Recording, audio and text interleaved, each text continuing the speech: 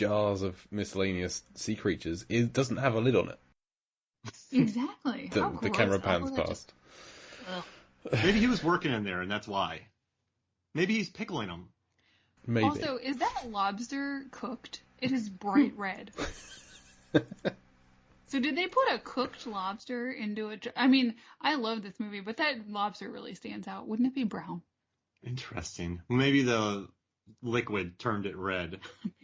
Maybe he put the live lobster in acid accidentally. Wait, that doesn't make sense. What is he doing with all this stuff? He has 2 PhDs in shark neurology, a double PhD in shark neurology.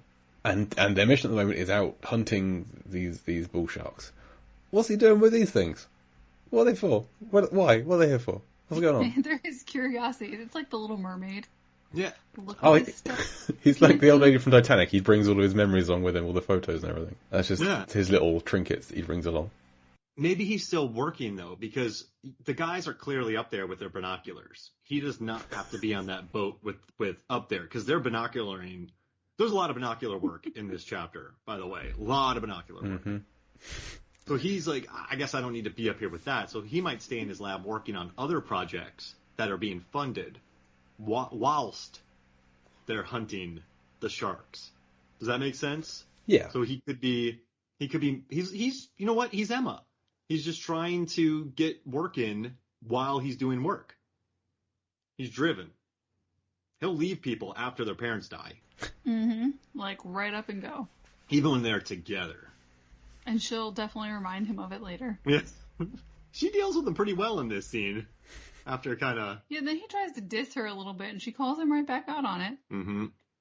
It's like, of all the... Listen, Vampire Diaries, you're not getting away with that.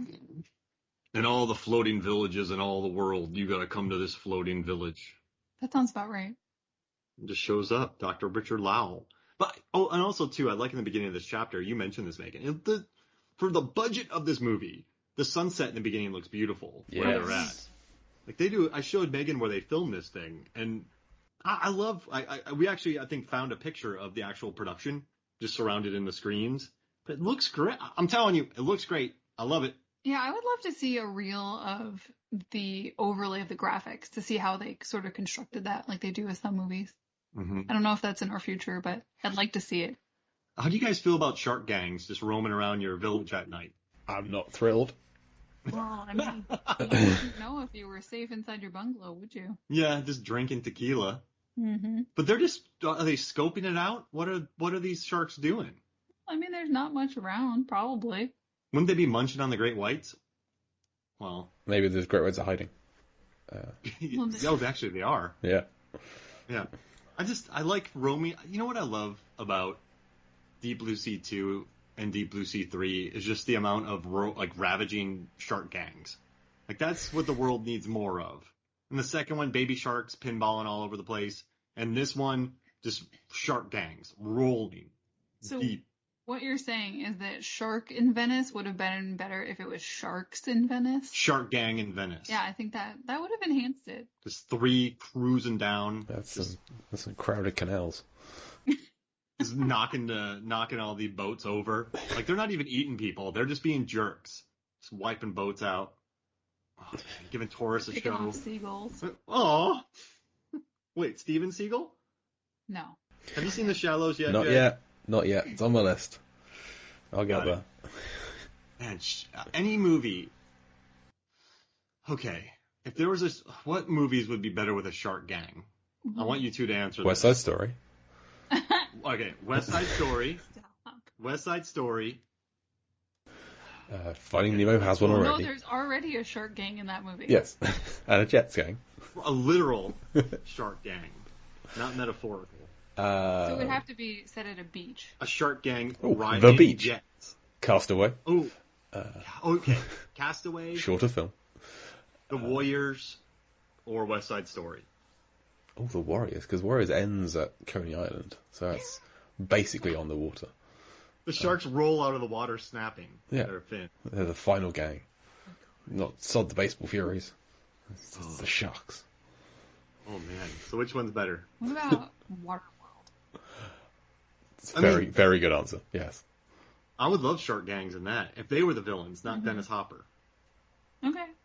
Yeah. Attack of the Clones. Space sharks. Oh, no, as the water planet is Camino. I think it's Camino, where they go to get the clones. That's the water. So just have those beings with the really long necks. Yes. So a roaming gang of sharks on there as well. Because there are so many sea monsters. There's aquatic monsters in the Star Wars lore, and it's beautiful. You have the trash compactor monster in New Hope. Dianoga. You have that gross lake monster on Dagobah, right? And then in the Phantom Menace, there's always a bigger fish. Oh yeah, I love that scene. Underwater bubble thing. Yeah, that's so good. And in Last Jedi, there's just a random sea beast in the background floating around. In Mandalorian, there's a walrus-looking sea monster that pops out of the ice. Water monster. Oh yeah, that thing was big. Shark Gang. Attack of the Clones. Yeah. Obi-Wan teams up with Jango. Superior to Spider Gang, which was just disgusting. Spider Gang? Yeah. In which one? Mandalorian, the ice. Oh yeah, there was a Spider Gang. Oh, that was awesome. Spider Gang sound terrifying. But I think I prefer the one giant spider in Kong Skull Island. Yeah. That sounds... Man, I would not want a Spider Gang. No, that's a nightmare. Anaconda Gang? Yeah, Spider Gang's the worst. Anaconda Gang? Ugh. Yeah. West. Yeah. So when Spin is being mocked for being a paleo-vegan by Bahari says, "The world is full of speeches, and look where that's got us." Is that a nod to Russell's speech in Deep Blue Sea, where he gets killed? Wow. It's like a big monologue, and then he dies. Because Spin starts talking about how he gives a speech about eating more environmentally friendly food is better for you and for the environment, and they go, speeches. I just see that as being, there's a famous monologue in that first film. Didn't get the person saying it very far. I mean, I love that. I guess, okay, are we saying the people in this world know about it? So Preacher and Carter get off the island, and they're at a press conference. And they're like, yeah, Russell Franklin was monologuing, and he got killed. And then later on, Bahari is mentioning that, or is it just a cheeky nod by the scriptwriter? I mean, the events did happen in this universe. I mean, it's plausible. Oh, man. Okay. Yeah. Bahari's quite pushy in this. When she's like, listen, there's only 2 of us left. We need to go. And he's like, haha, silly. Like, we're fine. Like, this is all we know. Like, you're about to sink. And then later on, Spin is just minding his own business. But I do get it, Bahari, right? You got to respect people's dietary choices. But Spin lives on an atoll, a city in the middle of the ocean. He catches what he can. Like, he's not out mass fishing. Mm-hmm. And I don't think he really does processed food. Delicious pickling, by the way. Mm-hmm. So I think their diet is very healthy and sustainable for what they're taking. So yes. Spin, I guess back in the States you could say that, right? But not where they are. I mean, I have a lot of respect for people who are vegan. I am not. Yeah. I don't eat vegetables at all. I'm going to die soon, probably. It's fine. Scurvy. 3, 2... Yeah, any minute now. We gotta rush to get this through. We've got 8 more chapters to record, 9 more chapters to record. So yeah, I have a lot of respect for them, but I do agree with you that the situation that they're in, I don't know what else he would be eating other than fish. That seems to be what's in abundance. Well, right. In this location. Because you can't grow anything, or not much. Well, Nandi is chopping up bell peppers, the worst kind of pepper. Hate them. Oh man. Ruin everything they're in. So they gotta get those brought in, because I did not see a garden anywhere, did you? I didn't know. I mean, there could be one. We don't visit the entire facility, but there could be one somewhere. Mm-hmm. But they couldn't churn out a lot. No. Yeah, and when they see the ship coming in, the Thassos, they do say like it's 2 weeks away from the food being delivered, or the supplies aren't due for a week. They say so. Supplies are at best on a weekly basis, but probably less frequently than that. Mm-hmm. So, I mean, I don't want to live there. An argument to be made for sustainable fishing. I liked your rant there, Jay. That was hilarious. Sorry, Meg. Yeah. Yeah, I mean, it's sustainable fishing out there, right? Because Bahari, that's what he's grabbing. Yeah, and they're not taking a lot. There's 6 people there, and he's got a small bundle of fish. But he goes hard at poor Spin, just hanging out. Like, I think he does it every time they eat dinner. Well, they've been there. This is their 3rd year there. So this can't be the first time they've had this conversation. Hari gives a couple loggers in him, and then he starts harassing Spin. I feel like it's like once a month or something they have this same debate. Spin. I love that. With this amazing shirt. Yeah. That's a great shirt that he has on, by the way. Oh, the car shirt? Yeah. Oh, that's pretty excellent. That's a well-lit scene. This is random, but I was on the Too Fast, Too Forever podcast, and we were talking about Fast and Furious, and they talked about how in the first film, during the house party, that there's about 700 candles lit in the house, which doesn't make any sense. But I love the candle setup in this one. I'm shocked you haven't done a post determining how long it would take to light all those candles in Fast and the Furious.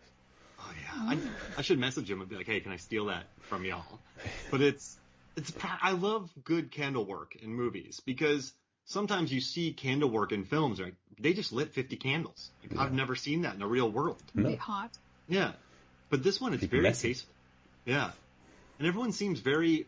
They don't do this dinner much, do they? Because everyone looks really dressed up, and like, is this the norm that they all get together and eat? Maybe they have like a weekly thing, like a one, or maybe. But yeah, where else are they gonna? I mean, there's only the 6 of them there, so why not have dinner together every night? I could see Emma digging into her meals over her work. Like, she just doesn't pull herself away. She kind of sleeps and goes off and does what she has to, and then she comes back and... Yeah, that's a purring cat right there. Sorry about that, listeners. We're getting attacked by a 10-year-old Stella. She also loves shark gangs, right, Stella? No.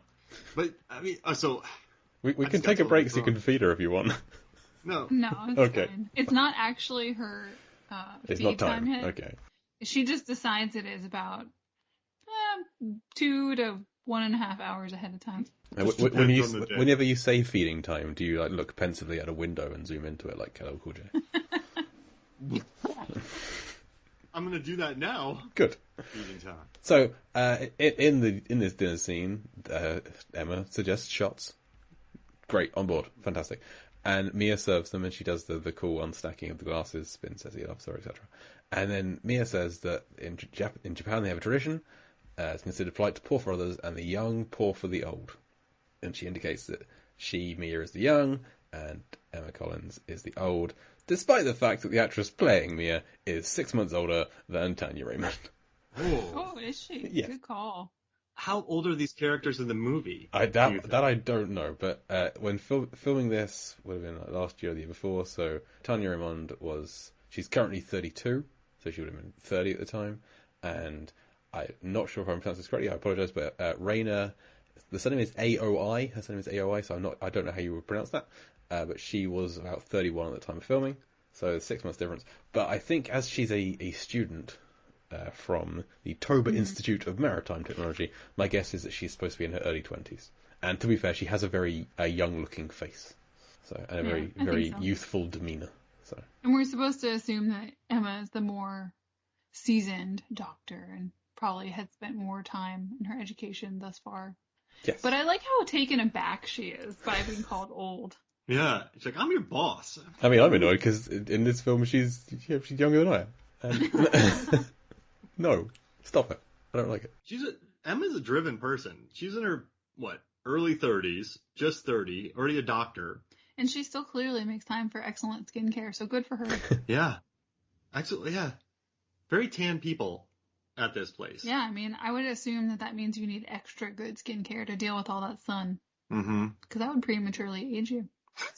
She's been going there for 3 years. Exactly. 3 summers. Oh, man. Yeah. Pretty wild. That's what she's listening to. She listens to skincare techniques. Yes. There you go. Wait, skincare. Spin care. Spin care. Yes, the Spin Care podcast. I bet he's from MIT. He can. I know not all engineers and anybody who goes to MIT is the same, but he probably likes to dabble with skincare products. We have a friend that we went to college with, and she was getting her doctorate while we were getting our masters, and now she has a whole line of skincare products and soap that we purchased from her own farm. Yep. Oh, nice. Yep. Is that is it goat soap? I think you've seen the post, or I think it was something else. Yeah, she does do goat soap because she has goats on her farm, so goat milk from them, and then she does a few other types. I think she's got some vegan soaps as well. And she's a doctor. Yeah, she's a PhD. Hey. So Spin could totally be making soap.